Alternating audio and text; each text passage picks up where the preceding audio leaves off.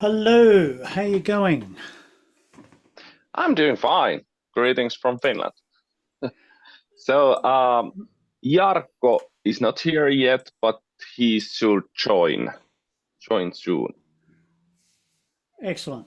Okay, So, no so problems at all. How are yeah, you we going? we decide.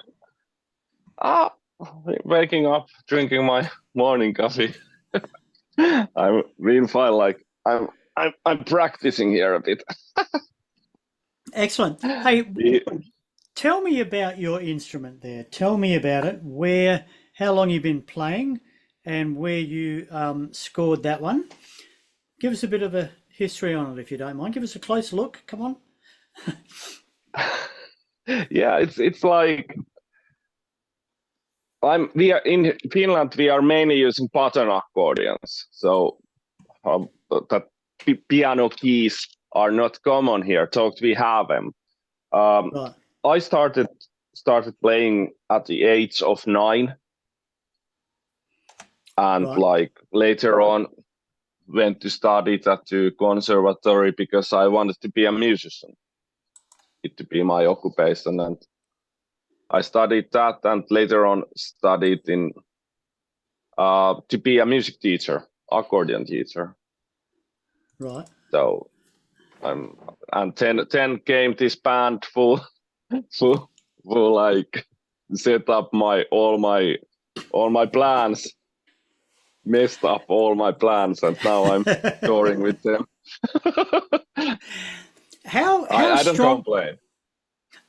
how strong is the accordion over there? Because obviously over here on the other side of the world, you don't see it all that much from Australian bands. A few um, folk bands, have it, but like you said, piano keys. How strong is the accordion as an instrument over there in Europe? How common is it? Um, it's start to be more and more marginal instrument. Right. In folk music, it's mainly used, and in that old school dancing music, Yeah, still yeah. in 60s, it was one of the main instrument in Finnish dance bands. Hmm. And then again, but it has developed so that there start to be that um, modern art music that is composed for accordion, and but it's more like classical background, Yeah. but it has also status like as a concert instrument here, but it's really like underground. It's not popular. Hmm. Probably just persons who are like into accordion, they may know that, but it's otherwise it's not visible Yeah. Okay.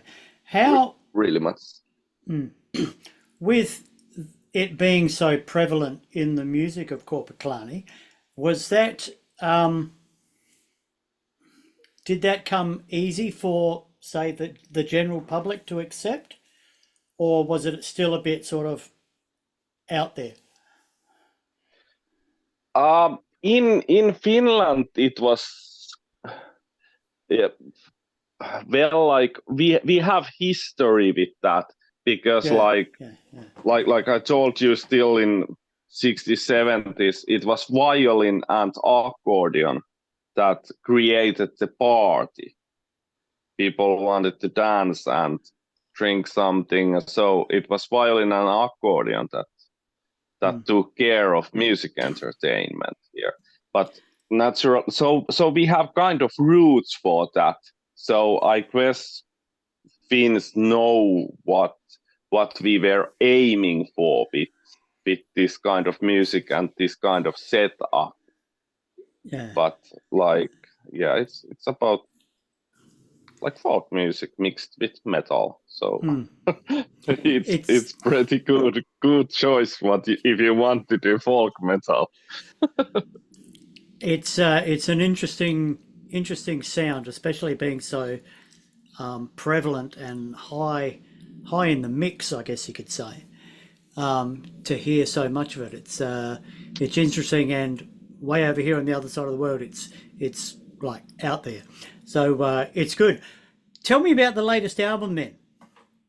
And the first thing you have to do is tell me how we're pronouncing it. Is it Rankarumpu? That's pretty good pronunciation. It's Rankarumpu. Okay, good. You did it best so far from all the interviewers we have had. I've got a weird talent at being able to pronounce Talk Finnish. European names and that sort of thing. I have weirdly good luck at guessing it. So yeah, oh, that's good. Okay, so tell us about it. What the word means, how it came about, and who's writing all the songs. As a name, we don't have direct translation for that. Yeah, okay. But ranka means spine, and rumpu means drum. But on the other hand, you cannot translate it directly. Okay. Basically, let's say that it means rocked drum that is a bit old and poor, but still it's like powerful. Right. Okay. That's probably the best description of that. Our Primus motor Jonne composed most of the songs. Then again, Olli did 3 songs. Yeah. So violinist decided to do songs also, which is good thing. Like Ollie's newest member of the band. How did you find him, and how's he fitting in? He did career with Turisas before us, but Turisas lately they have been not so active, and every now and then Olli has been like doing some gigs for us, because when our violinist couldn't do the shows, we asked from Olli, so he was already familiar with us, so it was easy for him to step in. And like, yeah, it's but at the same time it was like best possible choice for the band, if I think it later on. He's really motivated and said like challenging us to like make really good music, and he's right guy for the job. Definitely. I thought I recognised the name because Tourists has actually played here at a festival a number of years ago, and they actually played like late in the morning, and they made mention of how it was a very hot day, and they made mention of how cold it was when they'd left Finland, and they were enjoying the sunshine. But they were good. They went down really well. So it's good that you've got him in the band now, fitting in well. Yeah, it was really luck for us that he was available. Yeah, hello from me too. I'm sorry the previous interview went a bit long. Hey, how you going there? Yeah, perfectly fine. Yeah, you Excellent. Keep on going. Don't mind me. Where were we up to? We were talking about the composition of the songs on the latest album. Any stories you can tell me about any of these songs on there? I've seen the film clip for, let's see how my pronunciation goes, Saunan? Saunan. That's really good. But the point thing that with Saunan, the song about going to sauna, basically, the point of that was that like we always to be different than anyone expects. So in the video that is about going to sauna, we do not go to sauna. That was the point. Because it would have been so easy to make a video of 6 guys naked in the sauna, and that would have entertained many people around the world. But then again, we didn't want to do that because everybody was expecting that. Excellent. Excellent. How has the crazy times in the world over the last few years, how much did it affect the band? Did you have to hibernate, as it were? And what did you do in the meantime?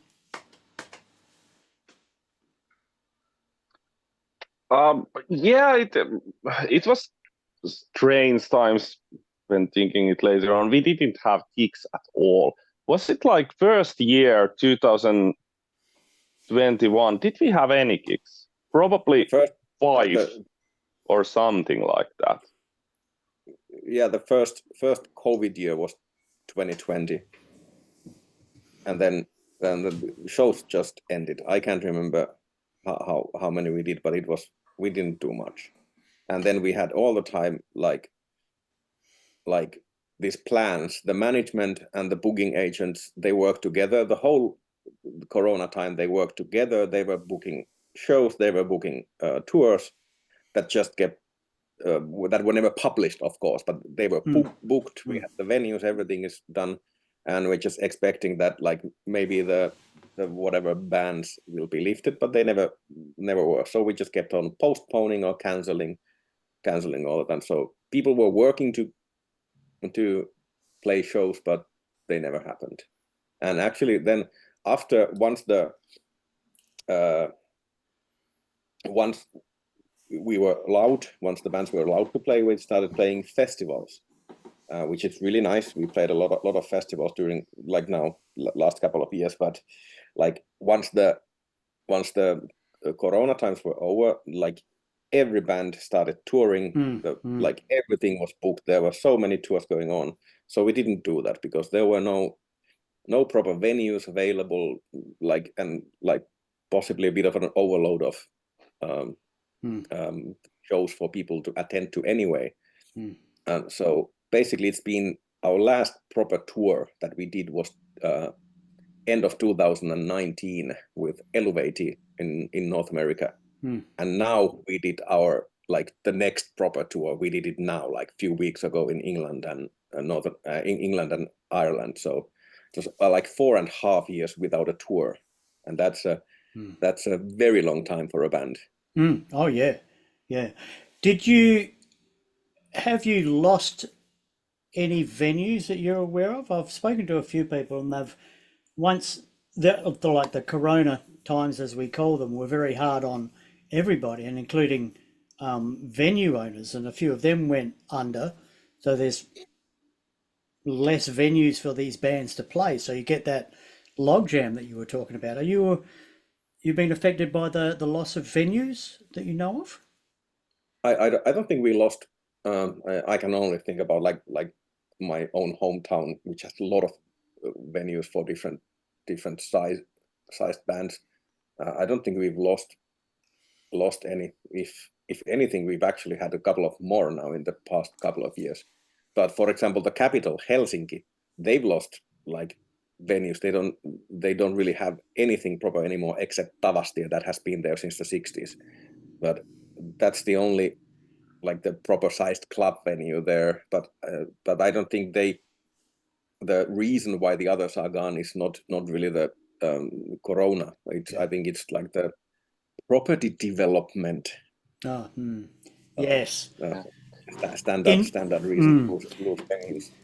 Interesting you say that, because there's one of our venues, hotel in the city, that has a lot of punk and metal, the darker side, if you like, is under threat of being knocked down for an apartment block. So yeah, I know exactly what you're talking about there. Yeah, I don't know what's the situation in United States. We're gonna go there after a couple of weeks, so I haven't checked the routing, like if there are a lot of those same places we used to play, or are there new ones, or let's see. There's at least some of the, let's say, some of the classics are still there. Oh, good. The places that we love so much. Good. But the one that is missing from the US tour is the House of Blues in Hollywood, and that's a horribly stupid thing to tear that down, because that was basically one of the two still standing live venues in Hollywood, and they tear it down to and build a hotel in front of them. I don't know if you don't have the live venues anymore, like why would people come there? Like what do you need a hotel for if you have no other interesting things except the hotels? But okay, it's their problem. It's their business, not mine. You mentioned the tour you've just been on. How did that go? Did you play songs off the new album? Yeah, we were in England 2 weeks ago, 3 weeks, 2.5 weeks with Aaltonen and Hateable. So yeah, we played already those single songs we have released so far, and I guess crowd like them a lot. I've talked to him about his accordion. Let's talk to you about your bass. What are you playing these days?